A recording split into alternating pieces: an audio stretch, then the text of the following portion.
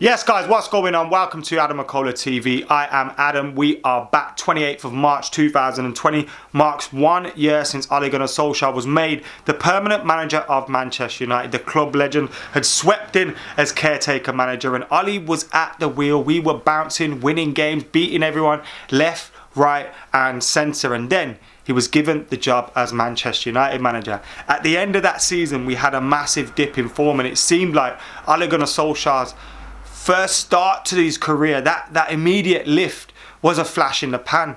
But since then, this season, he has seemed to have steadied the ship.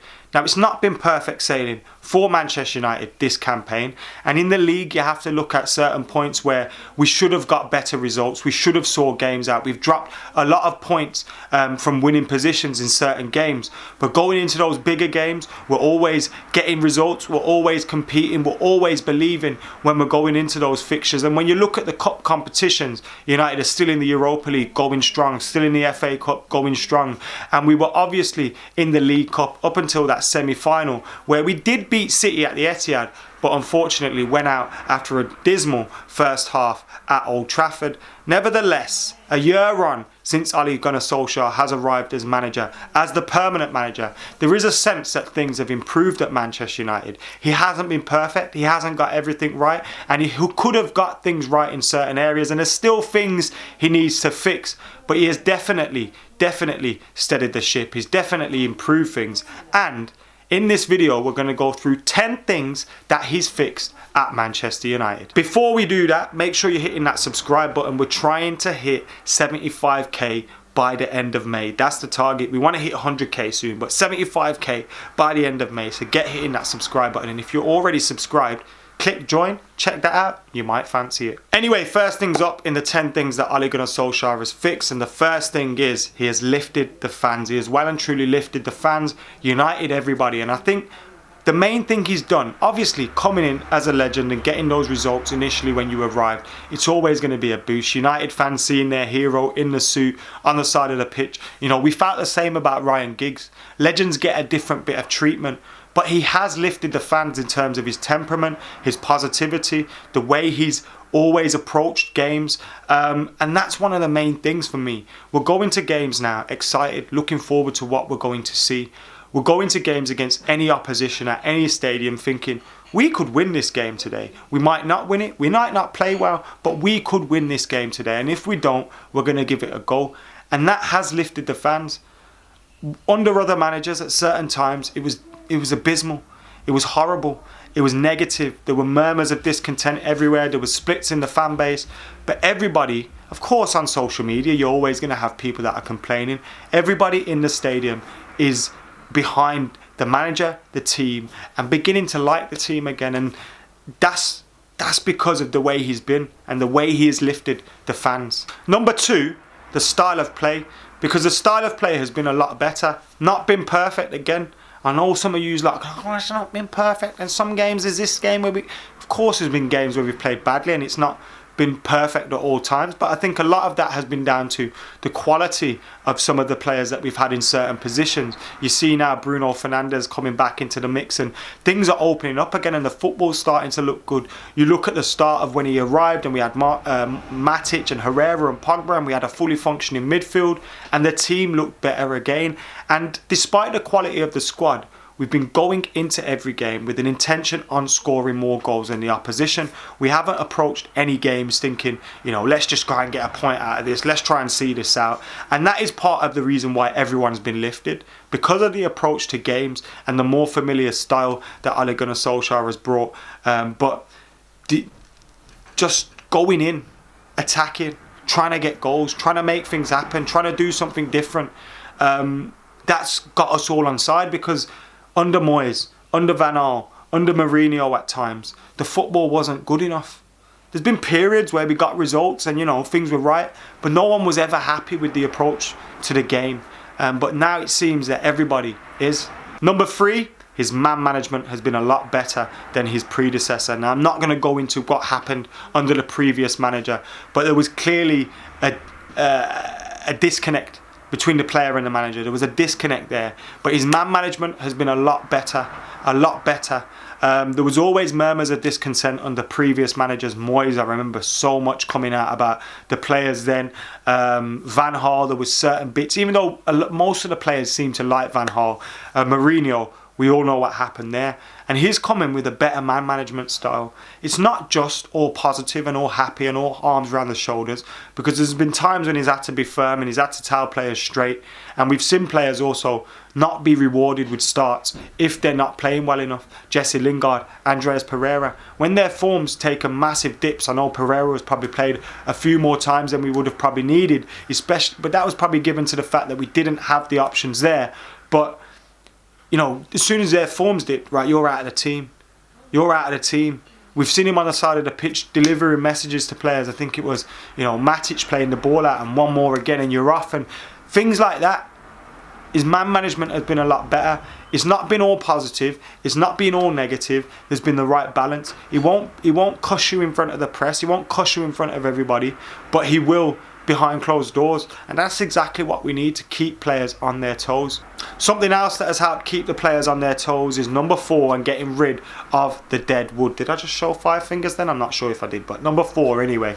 Number 4, getting rid of the dead wood. He's got rid of players. It may have been detrimental to himself and it may be a little bit slower than we would have wanted, but he's got rid of players that either A, didn't want to be here, B, weren't good enough to be here, or C, just needed to go. They've been here too long. And look, Chris Smalling is doing well out in Roma, but he had to go. Lukaku was doing well at Inter Milan, but he had to go. Alexis Sanchez on big money was still playing some of that, but he had to go. And now previous managers would have thought, actually, Smalling can do a job for me, Lukaku can do a job for me, Sanchez can do a job for me, Darmian can do a job for me, Ashley Young can do a job for me. And that's led to a detrimental effect on the squad. We had players around at the squad that we didn't quite need there, and there's probably 1 or 2 that are still at Manchester United that could still be shipped out, and that will happen in time. I think we're all pretty certain of that, and that's because Ole Gunnar Solskjaer has been getting rid of the dead wood. Before, what were we all saying? We need to get rid of this dead wood. We need to get rid of some of these players. Some of Ole's biggest critics now were saying the same things, and that's exactly what he's been doing. Getting rid of the dead wood, improving the competition in the squad, and improving the quality of the squad. There's still areas we can improve on, that's obvious, but that's not been down to him. That's been down to the ability by the board to bring in the right players at the right time. Number 5, youth development. Now, he gave youth a chance. Look at Mason Greenwood. Look at Brandon Williams. Look at the way we went into that PSG game. I think at the end of the game we had the likes of Tahith Chong, Mason Greenwood, Diogo Dalot all on the pitch. Like, we had a very youthful squad going out there. The way we approached that game, that didn't happen under Jose Mourinho. Brandon Williams, I don't think he gets given the opportunities he's getting now under Jose Mourinho. Mason Greenwood too. You know, you can point to anomalies in that. Scott McTominay got his chance and he's obviously been helped and being helped even more by Ole Gunnar Solskjaer now after Jose Mourinho was playing him. Ole's continued that. So obviously Jose brought through the likes of Scott, but the other players coming through, even Garner and Levitt playing in the Europa League. Now some of you are going to say they should have played more, but there's been certain times when you can't really force them, you can't rush everyone through at once. And I think the balance that he's struck has been right. Now there's still a few areas where, you know, I think Angel Gomez probably should have played more, and Andreas Pereira has been getting away with it a little bit at times. But in the main, his development and his opportunities that has been given to the youth has been there to be seen. Tahith Chong being given opportunities. Mason Greenwood is on 13 goals this season. Brandon Williams giving competition to Luke Shaw at left back. And look how that's helped improve Luke Shaw's game. So you have to look at all those things and think he's doing the right thing with these youth and doing the right thing with these young lads and making players think when they're in the youth academy that I've got a chance now to step up. Because under Mourinho, I know for a fact a lot of the players didn't think they had a chance. Number 6, and again, this one is part of the squad management, comes down to his transfer policy. Look at his signings. Maguire, Wan-Bissaka, Bruno Fernandes. You know, all of these players have been quality, brought something to the team, brought something different to the team. Odion Ighalo, Daniel James, they've all contributed, they've all added to the team. Now some of them players you can look at, Ighalo, Daniel James, squad players. But Bruno Fernandes, Wan-Bissaka, you know, Harry Maguire, they've all gone in and immediately improved our first team. Immediately. And you look at the culture and the work ethic and the the attitude of the players that he's bringing through. There's no question marks over them. There's no question marks over any of them. And that's helped, you know, moulding the new culture at Manchester United, moulding this new team spirit, moulding this new work ethic. His transfer policy has been a big part of that. And you can't look at any one of those transfers and say, well, he wasted money there. Wan-Bissaka, expensive, yes, worth every penny. Harry Maguire, very expensive, but he's our captain now, and he's starting to settle, he's starting to look good. Bruno Fernandes, worth every penny. Daniel James, 15 million, worth every penny. Odion Igalo, if we end up signing him for around 15 million, worth every penny, but at the moment he's proving to be worth every penny. So you have to look at that and say, he deserves more transfer windows. Number 7, he's added more goals to the team. From the players that we've got, obviously bringing in the likes of Mason Greenwood, Bruno Fernandes, etc. helps as well. But he's added more goals to the team, and that's down to things that we've spoken about in the past, better man management, etc., etc. But his treatment of Martial and Rashford has been perfect. He's getting more out of those young lads, and I think when we look at those two boys, they are the players that we should be looking to build this. Like, if we can develop them and fulfill their potential the way it should be, United will be sorted. We'll be winning those big trophies, because those two can do a lot for us. Now, they're not going to be the only two, and we need to build the team behind them and around them. But he's helping them. He's helping improving them. He's playing them in their right positions. He's helping them feel confident enough to get goals. He's not, you know, stressing them out with other bullshit. If he's got anything to say to them, he's saying them behind closed doors. And Marcus Rashford, Mason Greenwood, Anthony Martial, he's helped bring them on and develop them massively. It probably helps that he was a great finisher and a great striker in his time. But what he's been doing with them has been great. And I think at times, under Jose, Martial wasn't treated right. I think Rashford, and you look at him, he played a lot, yes, but his development could have been helped. And I don't think you see Mason Greenwood, so you've got to give a big thumbs up to Ali for that. Number 8 is sorted the defence. Now, if you look at the stats, statistically, we've got one of the best defences in Europe, but that doesn't tell the whole story. At the start of the season, our defence was shaky. Do you remember that Man City game when we lost in the League Cup, that first half? Awful. We had a lot of injuries, yes. We were playing Phil Jones, yes. But that defence was pretty shaky, pretty awful. At times, Maguire hadn't settled. Lindelof was looking shaky. Luke Shaw wasn't looking good. Wan-Bissaka was the only constant. But since then, we have settled. We're starting to get more clean sheets, no matter who's in goal behind them. Eric Bailly's returning and playing better. You know, Brandon Williams providing Luke Shaw competition. Luke Shaw's playing better. Maguire and Lindelof are playing better. Twanzabe's now back in the mix. Wan-Bissaka looking like one of the best right backs in Europe, and he's sorted out that defence. So not only statistically, but we're starting to feel like we've got a settled unit there now. It's not been the case for the whole season. It's been a progression, and I think we've improved as we've gone on, and we've improved as we've sorted that midfield out in front of them as well. Matic and Fred. Shows you how important having the quality in the team will reflect on and make your other parts of your team look better. But that's a big part of it, sorting that defence. 9, big game results and big game man management. Like, going into these big games, we're thinking we're going to win. We've beat City 3 times. We've beat Chelsea. I've lost count of how many times we've beat Chelsea. Obviously, we lost against Liverpool, and that wasn't a great game at all. But you're looking at some of the other games that we've had against these bigger sides, Spurs, etc. We're winning them. Now, it's the lesser teams where we've dropped points, and you think if we would have got points where we should have got points, we would have been comfortably top 4, comfortably in the Champions League next season, whenever this season finishes.